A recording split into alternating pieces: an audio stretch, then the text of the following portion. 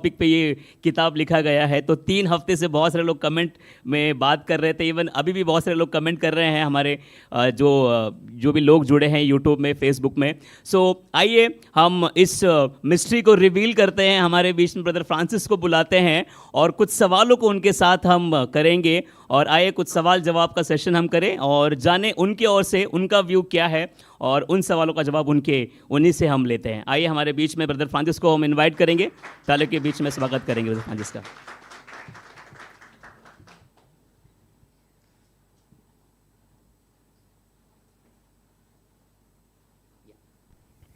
Praise the Lord. Praise the Lord. थोड़ा सा volume उसका। ओके, सो मेरा पूरा मानना है जितना एक्साइटेड हम हैं उससे डबल एक्साइटेड मुझे लगता है कि ब्रदर फ्रांसिस है। Yes. और रिसेंटली जब हम बात कर रहे थे उनके लिए ये मोमेंट कितना स्पेशल है, तो बता रहे थे ये उनके लिए बहुत स्पेशल मोमेंट है। और आइए कुछ सवाल उनसे कितना स्पेशल है बोलने से पहले लास्ट वीक मैं कुछ पास्टर अतुल और पास्टर बीनू के पास गया। I have some big news to answer, big news to inform. तो उन्होंने कुछ और ही समझ लिया। So they would have judged कि मतलब मैं इतना एक्साइटेड था, वो उस न्यूज़ से भी बड़ा क्या हो सकता है ऐसा सोचा उन्होंने। But that's what my excitement was. And first of all मैं धन्यवाद करना चाहूँगा आप सभी को यहाँ पर आने के लिए। एंड जितने भी लोग लाइव देख रहे हैं, स्पेशली डॉक्टर बाबू वर्गीस हमारे बीच में आए हैं। And it's a very big honour for me. Reverend Anand भैया हमारे बीच में है। And pastor Binu is there, pastor Atul, pastor Sandeep and all of you. अगर किसी का नाम मिस हो गया तो please don't mind. So I am very excited. तो यू विल सी जब मैं बात कर रहा हूँ बहुत सारे वर्ड्स बीच बीच में कट हो जाएंगे and I will not make sense in most of the sentences that I make. So please manage it. ये थोड़ा एक्साइटमेंट है। That mistake I am making also. Yes.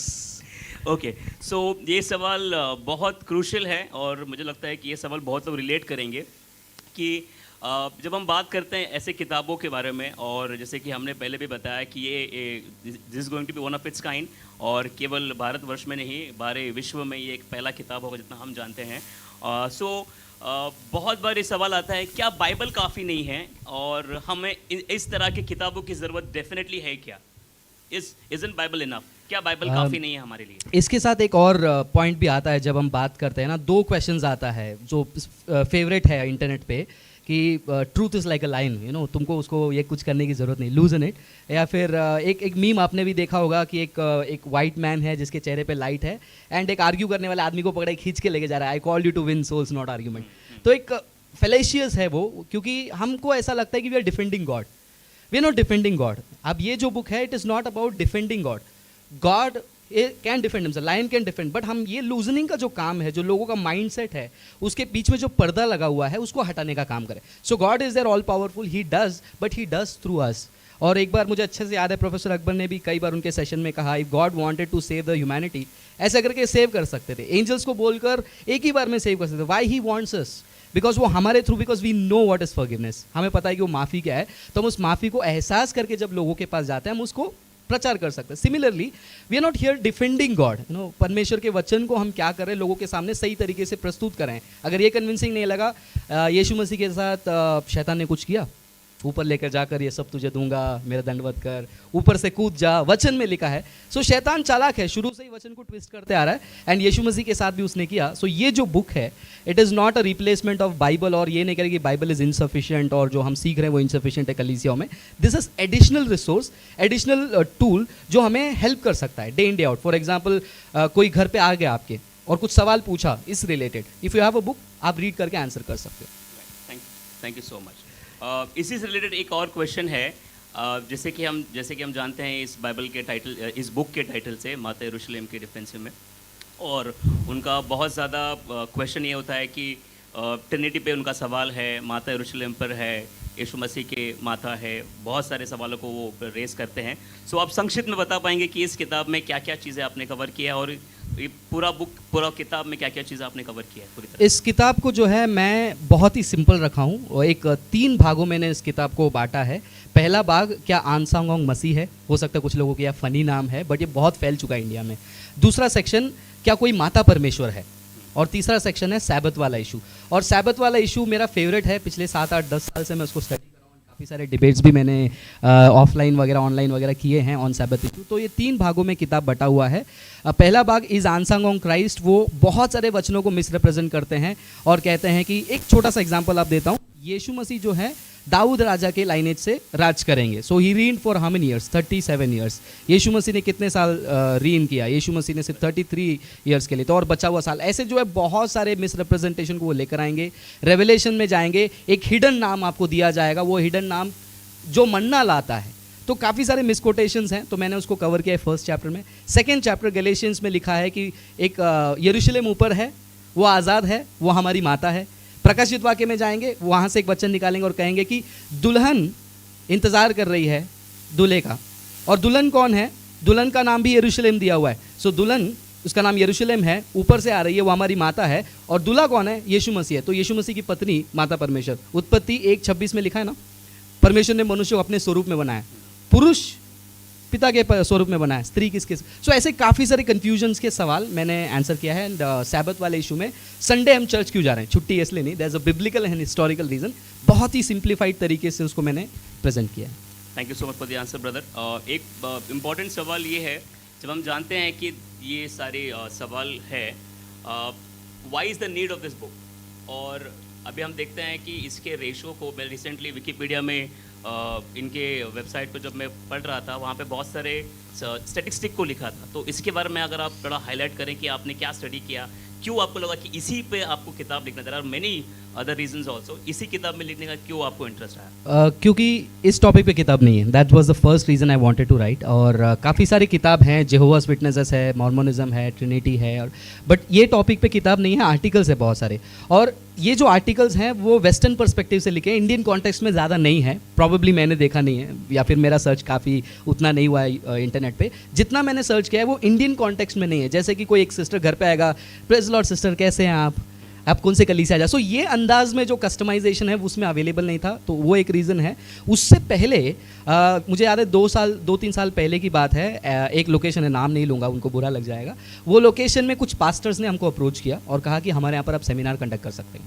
Reason, हमारे कम्युनिटी में लगभग 400 बिलीवर्स कलीसिया छोड़कर जा चुके हैं, डिफरेंट कलीसिया में, और वो माता यरूशलेम पंथ में जाकर जुड़ गए हैं। सो प्लीज़ हमें सेमिनार करना है। बहुत बड़ा सेमिनार किया उन्होंने महाराष्ट्र में, जय में। काफ़ी सारे पास्टर्स आए और उन्होंने भी बहुत ज़्यादा सीखा। एंड देन आप बिलीव नहीं करोगे brother, and this is the fact, I don't have any record to show. एक ब्रदर आ रहे काँपते हुए, he was shivering in front of me, and literally ऐसे काँप रहे थे और रो रहे थे कि ब्रदर मैं ऑलमोस्ट मेरा घर सब बेच दिया, मैंने सब टिकट विकेट खरीद लिया, मैं कोरिया जाने वाला था, साउथ कोरिया, और वहाँ पर जाकर माता से मुझे जीवन का जल लेना है, बिकॉज जीवन का जल जिसे चाहिए वो सेंत मेंत ले करके वचन लिखा है, तो वो लेने के लिए वहाँ पर जाना पड़ता है। लोग इंडिया से अपना घर बेच देते हैं। मैंने पूछा फिर क्यों नहीं गए, बोलते पता नहीं क्या हुआ ब्रदर, मेरा वीज़ा कंफर्म नहीं हुआ इसलिए मैं जा नहीं पाया। ये एक इंसिडेंट। और एक जगह पे मैं एक घर पे विजिट करने गया, वहाँ पर भी डिस्कशन हुआ। एक सिस्टर को कन्विंस कर लिया मैंने, दूसरे सिस्टर कांपने लगी, लिटरली रो रही, नहीं मैं नरक में चली जाऊँगी, तुम गलत हो, आंसर। ज़बरदस्ती उनके हाथ से मैंने एक प्रेयर कार्ड छीना और उसमें लिखा था आवर फादर इन हेवन। हमारा प्रेयर ऐसा स्टार्ट होता है, राइट। उनका प्रेयर कार्ड है आवर फादर आंसांगोंग in heaven, hallowed be thy name. ऐसा करते करते एंड में इन द नेम ऑफ आंसांगोंग आमेन, ऐसा करके। उनके रीजनल वेबसाइट्स हैं और मिलियंस ऑफ फॉलोअर्स हैं उनके, कई सारे फॉलोअर्स हैं। और एडिशनली अगर आप देखोगे वो बहुत एक्टिव हैं इवेंजलिज्म में, हमसे भी ज़्यादा। वो काफ़ी लोगों के घरों में जाते हैं, लोगों को पूछते हैं, सैबत से स्टार्ट करते हैं, उनको पूछते हैं कि पिता का नाम क्या है, लोग कहते हैं पिता का नाम यहोवा है, पुत्र का नाम क्या है, यीशु है, पवित्र आत्मा का नाम क्या है। पवित्र आत्मा का नाम क्यों चाहिए? पिता पुत्र पवित्र आत्मा के नाम से बपतिस्मा दो। पिता का नाम आ गया यहोवा, पुत्र का नाम आ गया, पवित्र आत्मा का नाम क्या है नहीं बताया ना आपको, ये रहस्य नहीं बताया, हम बताएंगे। सो ये सारी चीज़ें चल रही हैं। मैंने भी बोला ठीक है लिखना तो स्टार्ट करते हैं, उसके बीच में एक छोटा सा सर्वे कर लेते हैं। सो मैंने एक छोटा सा सर्वे कंडक्ट किया था, अराउंड 465 लोगों ने पार्टिसिपेट किया इंटरनेट पे। एंड आप बिलीव नहीं करोगे, क्लोज टू 8 to 9% लोगों ने उस सर्वे में ये एग्री किया कि उनके घर के पास में क्लोज विजिनिटी में माता यरूशलेम का कलीसिया है। आउट ऑफ 465 अगर आप 9 to 10% लोग, इट्स अ बिग नंबर। और उसमें 15% लोगों ने कहा कि उनके कलीसिया से लोग छोड़कर माता यरूशलेम पंथ के पास चले गए। सो इमेजिन अगर मैं 465 का भी सर्वे साइज लेकर 15% लोग leaving the church for the cult, for me it is a big thing, because immediately मेरे माइंड में वो पैराबल आता है 99 और 1 लॉस्ट शिप वाला, just 10%। Then I said no, I have to write, I have started and thankfully आज finish कर पाया हूँ.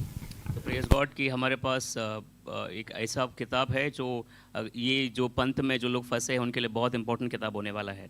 Praise God. एक और सवाल हम आगे बढ़ते हैं सवाल की ओर. जैसे हम जानते हैं किताब लिखना बहुत आसान नहीं होता. डॉक्टर बाबू वर्गीस इससे बहुत रिलेट करेंगे कि हम किताब तो पढ़ते हैं लेकिन when it comes to writing वो बहुत एफर्ट्स है.